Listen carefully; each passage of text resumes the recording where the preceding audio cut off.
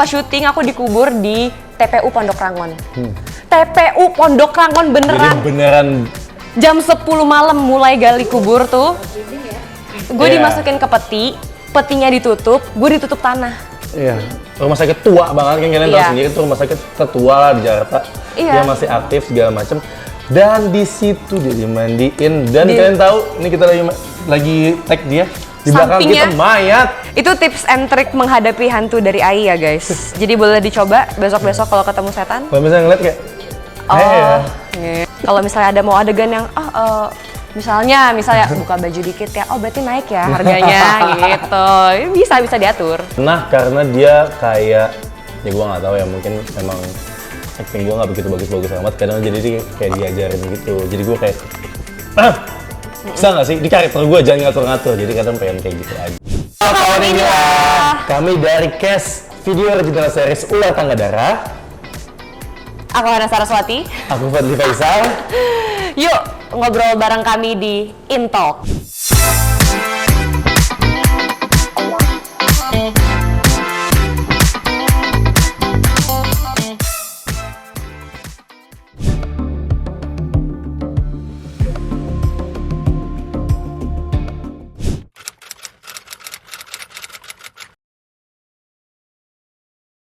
Karena yang mainin bukan anak-anak, yang mainin para pembuli. Yes. Dan memang permainan ular tangga ini disiapkan sama gengnya Hanif yang berisikan Hanif, Tiara, Viko, Sisil, dan Valdo. 5 orang ini mempersiapkan permainan ular tangga khusus buat membuli satu perempuan yang bernama Dara. Ya, emang ada niat untuk mengerjai. Gitu.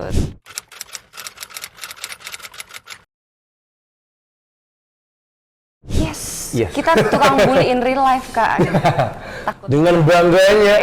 Kita tukang bully. Enggak, Deng. Ya emang kayaknya juga yang dibully ini kayak apa ya, makin kesel kalau merasa dianya jadi makin korban. Kitanya si pembuli jadi kayak makin seneng terus makin kayak kok ini nantangin kayak gitu-gitu lah ibaratnya. Iya, tapi emang basicnya sih satu geng ini emang doyan ngebully karena dia terkenal di kampus, terus isinya rata-rata orang kaya. Jadi kayak memandang yang lain tuh agak merendahkan. Betul. Tuh.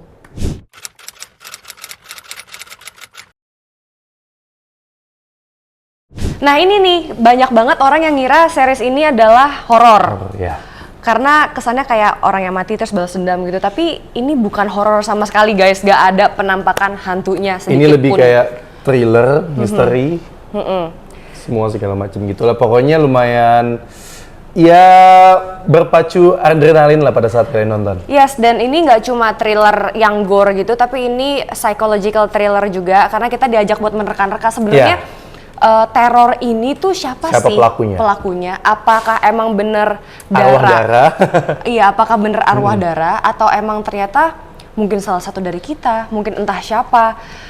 Tapi itu yang bikin menurut aku series Ular Tangga Darah ini seru banget karena semua penontonnya akan diajak untuk berpikir bersama. Iya, menerka-nerka. Mungkin nggak ya dia? Apa mungkin dia? Gitu. Ya, di setiap akhir episode pun juga pasti ada clue-clue lain yang bisa mengarah ke salah satu orang. Yes.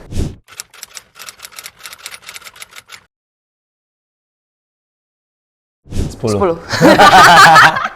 10. Fix banget ya, untuk pecinta thriller nggak boleh ketinggalan ya? Nggak boleh. Iya, nggak boleh, kalian harus banget nonton. Ini, udah banyak banget yang kita korbankan lah. Iya, misalnya buat mengerjakan scene-scene di sini karena emang treatmentnya banyak banget. Dan buat kalian yang ngerasa gue males banget nonton series karena series tuh menurut gue bosenin gitu.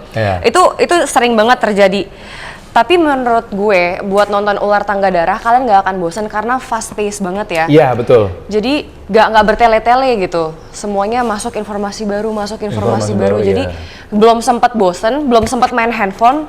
Ceritanya tuh maju terus gitu, gak mungkin kalian tuh disuruh nuduh hampir semuanya. Iya.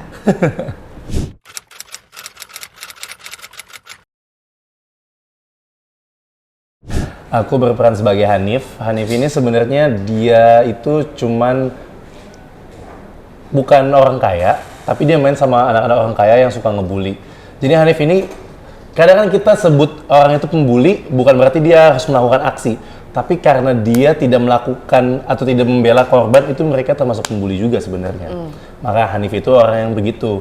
Pada saat dia tidak melakukan apapun, nah disitulah termasuk Hanif pembuli. Tapi pada saat terjadian korbannya kenapa-napa, ya Hanif di situ juga sebagai ini merasa bersalah segala macam. Hanif padahal aslinya baik sih, karena dia punya keluarga juga kan, yang melindungi keluarganya, adiknya dan juga mamanya. Karena papanya juga udah nggak ada. Aku sendiri berperan sebagai Tiara. Tiara ini anak orang kaya banget karena dia ternyata punya hotel bintang 5 di Jakarta gitu loh. Dia level kayanya di situ. Jadi dia menganggap semua hal tuh bisa dibeli dengan uang. Mau itu pertemanan, mau itu keselamatan, itu dia bisa beli dengan uang. Itu konsep pikirannya.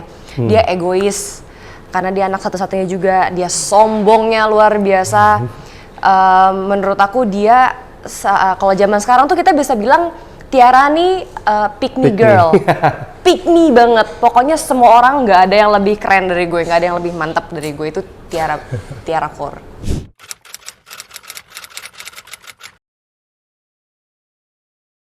Challenge-nya, kalau aku, ini sih ngatur emosi itu lumayan susah buat gue ya, karena ini drama, thriller. Jadi kita juga balik sering balik pagi, terus badan udah capek.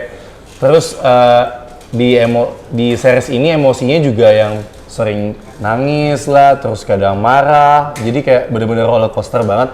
Itu lumayan bikin gue draining banget sih hari itu. Iya. Jadi kadang balik tuh udah lemes banget, udah nggak bisa ngapa-ngapain, jadi tinggal tidur doang. Secara karakter susah dan secara mental juga susah karena kita emang setiap hari tuh berpacu dengan kelelahan yang luar biasa gitu, karena ini kan genrenya thriller, jadi shortlist ya banyak yang harus kita kerjakan dalam satu hari gitu. Jadi apa ya, physically capek tapi di kamera di saat itu kita nggak boleh kelihatan Nggak capek. boleh capek, iya. Harus Itu kelihatan lumayan. harus kelihatan misalnya kayak lagi ngebully orang, harus kelihatan bener-bener lagi seger, pengen banget ngebully, tapi kondisi fisik tuh udah ya Allah mau pingsan gitu. Itu sering banget terjadi gitu.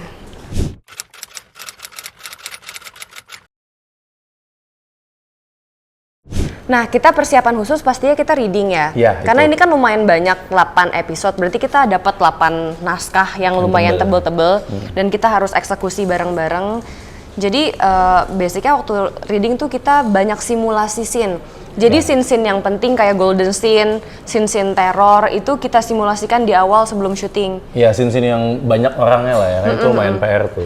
Jadi begitu kita sampai lapangan, begitu kita syuting, eksekusinya pun kita udah nggak bingung lagi ya. Iya benar, udah tau lah lo kita gimana respon atas omongan ini kayak gimana segala macem. Dan yang bikin kita agak mudah juga, kemarin Bu Sonya sama Kak Robi selaku produser dan sutradara memantau full dari proses reading. Mereka bener-bener menyampaikan sama kita, oke guys, kalian berlima, kita pengen kalian lima-limanya stand out. Kalian karakternya harus seperti ini, didikte bener-bener satu-satu poin-poin apa aja yang emang mau ditonjolkan dari tiap karakternya gitu. Mungkin ada PR-nya lebih kayak nonton referensi gitu.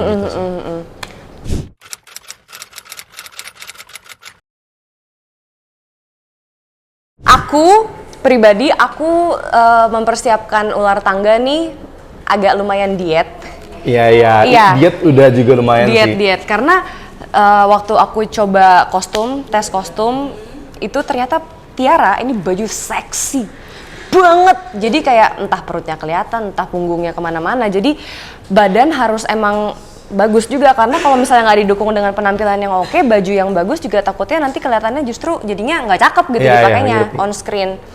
Jadi itu kalau aku diet juga sih, karena waktu itu gue habis dari umroh, di umroh tuh banyak makan gue di sana. Bener. Banyak makan, jadi mulai kurangin makan gitu-gitu. Terus mungkin lebih latihan lidah sih, karena gue kan cadel.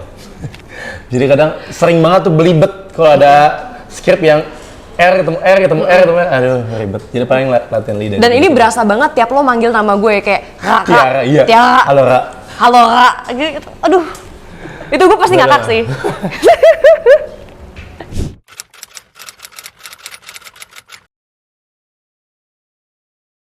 Aku first sih. Pertama kali ya.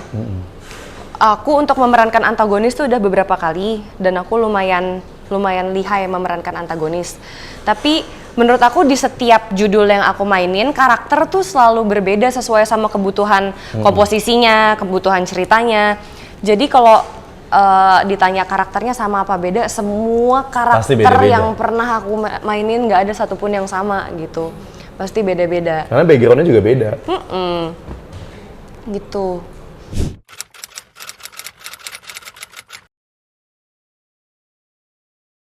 Ada, aku ada banget. Kamu pas apa? Aku pas dikubur.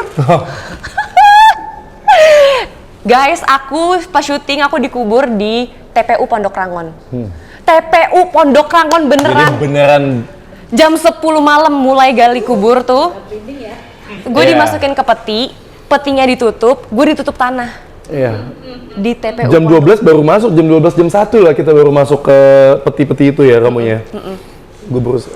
Itu lumayan. soalnya pas gue Panas baca semua sih kita pulang-pulang. iya, gue pas baca naskah tuh kayak, oh ya ini paling ntar dicolong lah, ntar tiba-tiba ketemunya pas dibuka gue udah tinggal keluar dari peti gitu. Nggak bakal yang gue petinya ditutup tumpuk tanah gitu kan, gue nggak kebayang bakal kayak gitu karena sepanjang perjalanan syuting gue yang gue tahu adalah apapun yang bisa kita colong di cheating, kita akan berusaha cheating gitu untuk kenyamanan bersama gitu. Tapi kayak ini, Han sorry banget Han, yang ini kita susah cheatingnya. Gue pengen begitu ditarik tanahnya, dibuka petinya, lo langsung ada di situ. Oh jadi gimana? Lo dikubur di sini? Pagi-pagi. Pagi-pagi guys, jam 12-an lah, jam 1 lah itu. Bentar, ini dini hari apa siang hari 12? Dini hari. Jadi jam 10 malam sampai jam 1 dini hari. Yes. Itu nggak sekalian ada kejadian horornya juga tuh saat syuting? Nah di situ nggak ada. Nggak. Di situ sih nggak ada. Nggak. Terus itu emang hari kedua apa hari ketiga di situ ya kita. Jadi kayak udah sohib juga sih di situ.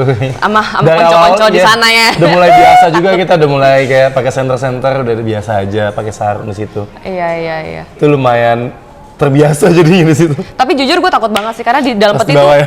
dalam peti itu gelap kan guys, gelap banget, nggak kelihatan apa-apa. Terus kayak gue tahu nih di samping gue nih blok Masih sebelah ada. nih pasti ada jenazahnya, blok sebelah gue juga ada jenazahnya, atas bawah semua nih gue dikelilingin jenazah yang satu level sama gue nih sekarang ketinggiannya kan. Terus Ini ditambah kalau asap-asap juga gitu kan, ada asap-asap gitu. Terus gue nggak kebayang kalau tiba-tiba gue lagi begini terus dari samping ada kayak gitu, ya Allah, gue udah mau nangis aja rasanya. Dan gue penakut banget, gue pengecut besar. Tapi bohong, dia di sana bener-bener nggak nunjukin takutnya sama sekali. Kan gue aktor. Dia bener-bener, dia serius, dia so iya banget. Gue sama Vasco ngeliatin, kayak emang dia berani, ya udahlah. Gue udah mau nangis tuh sebenarnya. Dia sama Asya juga itu, aduh itu lumayan gokil juga. Dia sama Asya, Asya best. Asya tuh yang meranin Sisil by the way. Iya. Itu salah satu Dia itu kesayangan kita lah. di boleh cerita lokasi. nggak ya yang itu? Apa ya? Dia dimandiin itu. Oh iya, please ceritain. Ya, jadi dia dimandiin di kamar mayat beneran guys, Iya, soy. di rumah sakit di Salemba apa namanya, Kak? Aku lupa yang deket Menteng lah pokoknya. Karolus. Iya. Karolus. Itu bener-bener rumah sakit tua banget kan, kalian tahu Iya. sendiri itu rumah sakit tertua lah di Jakarta. Iya. Dia masih aktif segala macem. Dan di situ dia dimandiin dan kalian tahu ini kita lagi tag dia di belakang Sampingnya, kita mayat beneran. dua lagi, mayat orang Kristen gitu dua. Jadi emang ada kelihatan ya, mayat orang Kristen kan kelihatan kayak maksudnya kayak didandanin, ada make upnya gitu-gitu kan. Jadi kita ngeliat Dan lo tau nggak sebenarnya di samping tempat Asya lagi dimandiin itu di sebelah sininya tuh emang ada mayat juga lagi digeletakin di sana. Gue astagfirullahaladzim, ya Allah kok gini banget cari dan duit itu, ya gitu. dan Tapi itu beneran pagi-pagi. Kalau itu jam 11-an sampai jam 1 lah waktu itu kita di situ. Tapi ambience itu membuat kita makin kayak ngerasa, ya Allah ini beneran mati gitu teman gue gitu. Karena bener-bener berasa samping gue ada orang mati. Walaupun bukan teman gue beneran, bukan si Asya yang mati, tapi ada Gua pulang aura-aura mandi pokoknya kematian. waktu itu. Iya. Selalu mandi. Iya. Ih.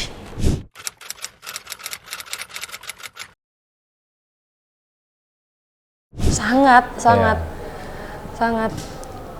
Pantesan 1 sampai 10 menegangkannya 10 ya. menegangkan. Iya, sebenarnya kalau nonton 10 ya, kalau yang syutingnya mungkin 115 gitu angkanya. Kayak syuting sih, wah. Tegang banget. Kita ada geleng-geleng kepala. Ya Allah, luar biasa.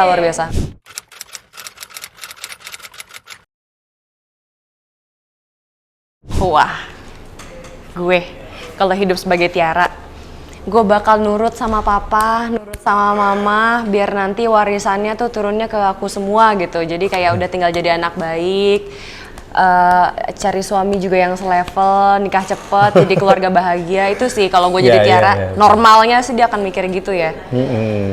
Kalau gue jadi si Hanif, gue ke psikolog sih. Iya sih cocok.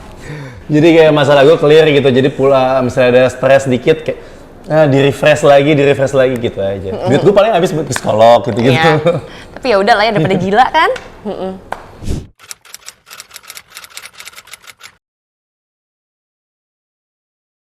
Oke. Totalnya ada 8 episode dan kita bisa nonton di Video, hanya di video original series. Yes. Video. Hanya di video. Iya. Ya. Terus kalau kalian mau nonton lebih cepat lagi, kalian bisa berbayar pakai Express, cuma 7.000 aja. 7.000 ya. Tiap minggunya kalian bisa nonton lebih cepat. Jadi kalian nggak bakal keduluan sama spoiler yang berkeliaran di TikTok, di entah di mana gitu. Seru sih, seru. No spoiler club.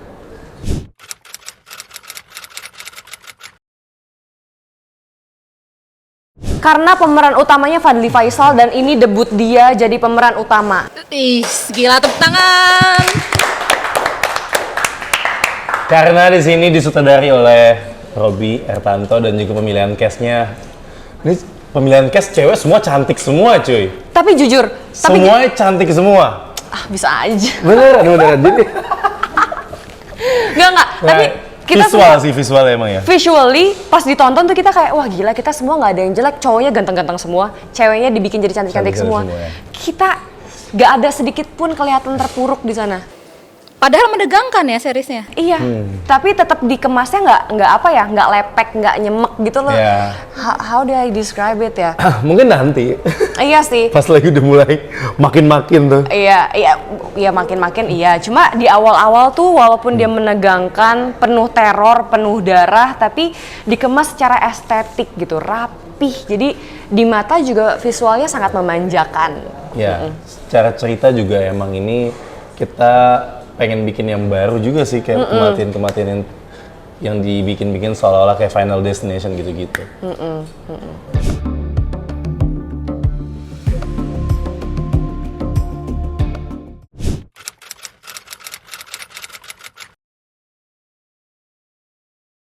Aku dimasukin ke dalam tanah. Aku dikubur di dalam peti, dimasukin ke dalam tanah, ditutup lagi pakai tanah di TPU Pondok Rangon tengah malam. Wassalamualaikum warahmatullahi wabarakatuh. Alhamdulillah masih bisa bangkit lagi ya nih sekarang. Alhamdulillah. Diselamatinnya cepat sama teman-teman, langsung dibuka. Ayo Han, udah deh, take-nya, ayo udah selesai. Mereka langsung actingnya mendadak langsung nggak salah, bagus, perfect, karena mereka semua kasihan sama aku dikubur di TPU Pondok Rangon. Yes, aku sudah pernah bangkit dari Pondok Rangon. Marisuri anjir. Kalau Fadly gimana? Pernah, ya itu. Sin orang lain tapi. Lo idem aja sih. Iya. Enggak lah, ceritain yang yang itu. Yang mana ya? Oh, yang kata gue ini. Yang di Purijoya. Yang di Purijoya itu kejadian horor lewat dari jam 12. Gue nggak pernah percaya sama yang namanya setan begitu. Mungkin dulu pas masih kecil doang, tapi sekarang udah nggak pernah. Dan akhirnya gue merasakan di mana lewat dari jam 12 ada aja yang jatuh. Dan itu udah di depan gue mulu. Dan setiap kali gue tanya, ini jatuh ya tadi ya? Dan semua kru, semua pura-pura nggak tahu. Pura-pura bego gitu, kayak nggak mau ngebahas gitu. Dan besokan harinya, habis dibilang cut, stuck, itu udah jam 12 malam juga. Ada barang jatuh sampai pecah, dan semua kru pura-pura nggak tahu lagi. Di situ gue tahu kalau misalnya ada setan atau apa gitu, kita pura-pura santai aja guys. Biar setannya nggak makin tahu kita peduli sama dia gitu ya. Iya. Itu tips and trick menghadapi hantu dari AI ya guys. Jadi boleh dicoba besok-besok kalau ketemu setan. Kalau misalnya ngeliat kayak, Ya Allah. Tapi barangnya jatuh beneran kan? jatuh malah pecah. Itu bener-bener kayak gila sih. Seakan-akan nggak ada sesuatu yang terjadi Nggak gitu. ada karena semua lagi pada diem. Kalau tiba-tiba jatuh kan berarti ada yang menggeser Wah, gitu. iya. Karena posisinya juga nggak semestinya jatuh gitu. Aman kayak di sini nih, kayak di tengah nih. Ya kalau Tiba-tiba misalnya di sini jatuh kan aneh dong tiba-tiba. aneh kalau nggak ada yang nyenggol.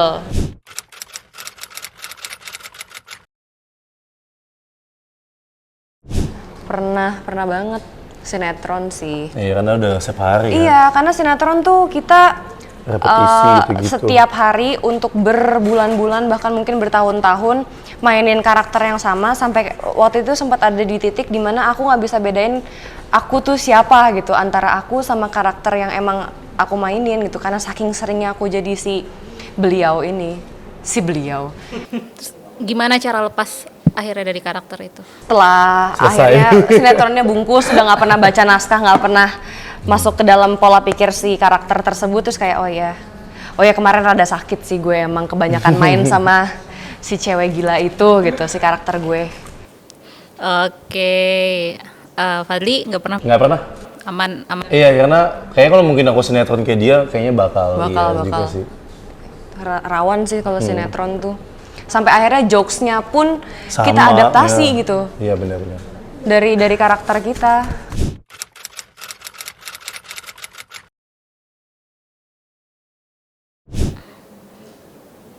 Kenapa tuh alasannya? Karena ada beberapa adegan yang aku tidak merasa mau melakukannya gitu. Iya, iya. Jadi kayak ya mungkin yang lain ada yang mau melakukan adegan seperti itu tapi aku enggak. Aku salah satunya itu juga.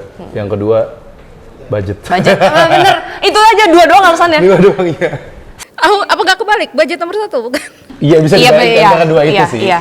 Pokoknya kalau budget oke, terus ternyata ada adegan yang gimana gitu. Ya. Kalau budgetnya bisa dinaikin lagi, mungkin kita masih bisa pikirin gitu. Cuma Pokoknya kalau budgetnya tarik stuck, menarik aja ya? Iya.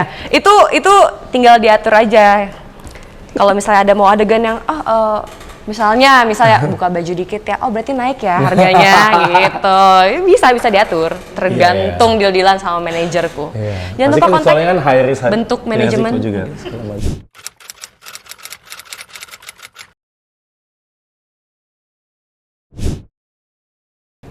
Kamu pernah? Aku selalu mandi. Masa? Heeh. Kalau nggak aku ngantuk banget. Mata gue tuh bener-bener kayak baru bangun tidur, jadi harus mandi. Dan mandinya juga harus air dingin. Ya Allah. Sial banget bersih ya gue. banget, bersih banget.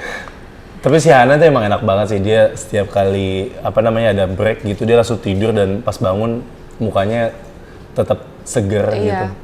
Gampang tidur di mana-mana ya? Bisa. Ya gampang deh. Habis makan dia langsung tidur. Sumpah jadi habis makan. Gue tidur dulu ya guys. Gue tuh bisa dinobatkan sebagai atlet tidur nasional. Tapi cuma di lokasi syuting ya. Kalau di rumah malam-malam tuh mau tidur justru banyak tuh yang dipikirin. Kepikiran hidup, kepikiran apa, overthinking kalau malam di rumah. Tapi di lokasi kayaknya enak banget tidur. Jadi kita maksimalkan tidur di lokasi. By the way aku hampir nggak pernah mandi kalau syuting. By the way. Pagi-pagi. Iya. Karena aku ngerasa buat apa mandi pagi gitu. Jadi aku biasanya mandi malam. Malam sebelum tidur mandi, habis itu tidur. Bangun kan masih bersih. Iya masih bersih kamu. Ya nggak sih? Iya benar. Hemat air guys. Ini duta lingkungan juga Iya, Duta lingkungan, Kak. Kalau bisa kita hemat air, kenapa kita harus boros-boros? Iya. Go green.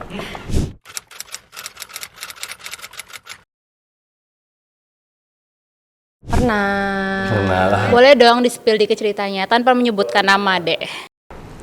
Sama lawan main. Gue ceritain yang mana ya? Anjing ceritanya banyak banget. banget. Pasti banyak. Karena kan kita kalau syuting tuh pasti berhari-hari dan kita nggak mungkin lah orang kita sama keluarga aja, sama adik, sama kakak, sama orang tua bahkan pasti ada aja keselnya, pasti ada aja kita ribut ya. Tapi bukan berarti karena kita kesel kita jadi berantem. Gitu juga sama lawan main kita. Ya nggak, bener nggak? Iya benar. Iya. Pernah karena dia kayak ya gue nggak tahu ya, mungkin emang acting gue nggak begitu bagus-bagus amat, kadang jadi dia kayak diajarin gitu, jadi gue kayak bisa nggak sih di karakter gue jangan ngatur-ngatur, jadi kadang pengen kayak gitu aja. Cuman di sisi lain kalau gue lihat di sisi lain ya dia cuma mau yang terbaik aja gitu. Oke, kalau Hana gimana? Kalau aku, mungkin nggak semua orang memandang pekerjaan acting ini kayak sekedar apa ya, sekedar acting, datang ke lokasi kita berkarya bersama-sama terus nanti kita pulang bawa duit gitu. Nggak semua orang berpikiran acting tuh cuma sekedar kayak gitu. Ada yang berpikiran kalau acting tuh berarti I'm a star, gue bintang, Ya, gitu. ngerti banget lagi. Jadi nggak sedikit orang yang datang ke lokasi tuh menganggap bahwa dirinya tuh lebih mantap lah daripada yang lain, lebih baik dari yang lain. gitu. Ya, itu kadang sering terjadi sih. Itu sering terjadi. Karena adanya jam terbang, karena adanya ini itu. Walaupun bener mungkin emang acting wise dia lebih bagus daripada yang lain, tapi kan bukan berarti dia bisa memperlakukan orang lain seolah-olah dia yang lebih baik daripada yang lain. Gitu aja sih. Standar kok itu, sering terjadi di lokasi syuting, guys. Tag siapa namanya? Takut. Jangan-jangan. Jangan lupa saksikan video original series Ular Tangga Darah hanya di Video. Jangan lupa bayar ekspres biar nggak kena spoiler.